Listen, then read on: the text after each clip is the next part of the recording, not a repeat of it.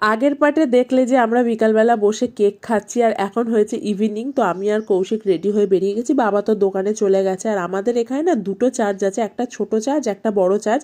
বিয়ের আগে মানে যখন আমি স্কুলে পড়তাম তখন এই চার্চটা সামনে দিয়ে যেতাম, কিন্তু কোনোদিন আসা হয়নি, 25 ডিসেম্বরেও আসা হয়নি। তো বিয়ের পরেই ফার্স্ট টাইম আসলাম চার্চে। তো এই ছোট চার্চটাও বেশ খুব সুন্দর সাজানো হয়েছিল, এটাই লোক ছিল কিন্তু মোটামুটি। আর এই হচ্ছে বড় চার্চ, এত ভিড় ছিল আমরা মানে ভেতরেই ঢুকতে পারিনি, বাইরে দিয়ে মোটামুটি দেখে পালিয়ে এসেছি। তারপরে আসার সময় মিউ আমরা থেকে কেক আনলাম, বাবা যেহেতু কেক খাইছে আমাদেরও তো কেক খাওয়ানো উচিত। আর আসার সময় কৌশিক একটা গোলাপ কিনে দিয়েছে, যেহেতু 25 ডিসেম্বর, তার সাথে এই চকলেটটাও দিয়েছে। আর বাবা যেহেতু আমাদের কেক খাইছে, আমরাও বাবার জন্য মিউ আমরে থেকে কেক এনেছি, বাবারটা বাবাকে দিয়ে এসেছি, আমরা এখানে ঘরে বসে খাচ্ছি, কারণ বাবা তো দোকানে, বাবা তো আর ঘরে এসে খাওয়া সম্ভব না।